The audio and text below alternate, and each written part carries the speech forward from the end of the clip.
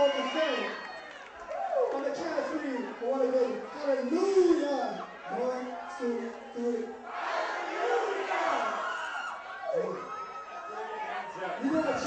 A generic question, but like, who are you guys and what is it that you have to offer us that isn't already out there? Well, I am Max Bell, artistically Conquest. What is it that we have to offer that's not already out there? Simple. Northstar is the birth of me as a production artist and the band as instrumental artists. And so usually a band is one of the two. This allows us to combine the hip-hop elements of drum sampling, bass line generation, and all kinds of sampling with the live elements as well, which has been done. Like A Tribe Called Quest experimented with it. A lot of bands do, the Roots do, obviously. But yeah, we bring that with a very political message and really what I believe are potent lyrics. And so we offer that interesting eclectic of the instrumental side with positive and powerful lyrics, which seemingly are quite rare today. So that's it in a nutshell. And we're also really diverse as musicians. Like, we all come from different schools, which I think really works well for us. You know, we got a bit of rock, a bit of hip hop, a bit of jazz, a bit of funk. Like, it all somehow just came together and is beautiful. So I think that's really cool, and that's what we have to offer. And we're lucky that we can hit so many of those genres and people.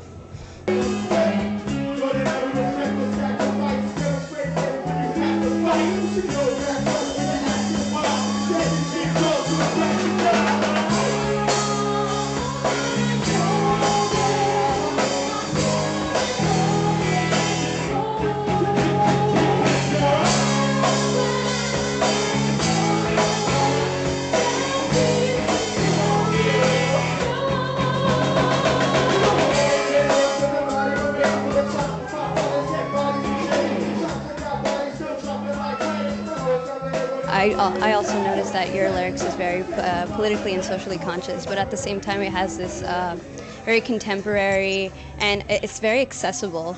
And would you say that that's one of your goals as musical artists?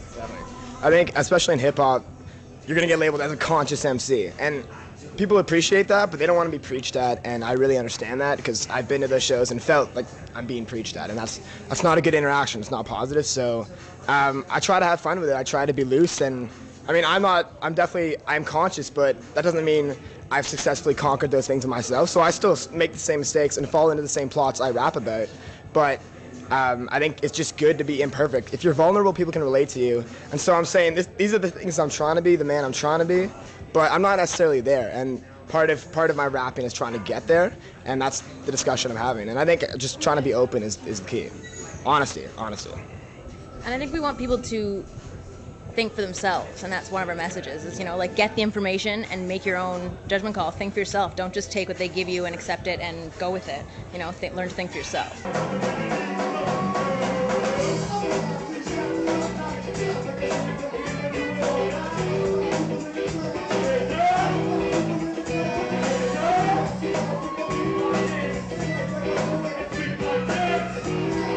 Oh, so you just released an EP almost a couple of weeks ago, and you've established an identity with this EP, it represents you. And what is it that you seek to accomplish with it, and what are its most defining moments? Well, the whole project was conceived out of the fact that Northstar as a band had done a lot of live repertoire, had done a lot of live shows, and hadn't really taken that to a recording level. So this is kind of like our virtual calling card. It's who we are in a box. It's what we do, encapsulated in, I guess, 35 minutes of music. And we didn't really have that. We had my side projects, some of their side projects, and we really had no definitive Northstar. So this project, it's called Northstar. It's the Northstar EP. It's really just kind of a face to the name Northstar, and we're using it to build every connection we can. And so it's not really about selling it and making money off of this EP. It's really about it being our calling card and establishing connections with it. Yeah, so in terms of defining moments, I mean, going into it, we pretty much our biggest song was a song called Patient Son. It's kind of what we got known for, and it was our theme song of sorts. And actually, we got in there, recorded it, and it was great, but we decided to cut it. We cut it from the album and said we're going to hang on to it, make sure we do it right and make it perfect, because it really means a lot to us as a band. And so, yeah, it was kind of strange losing our lead track, but it really forced us to establish that new identity and a new sound, and it was good. It was kind of a tipping point for us, so it was huge.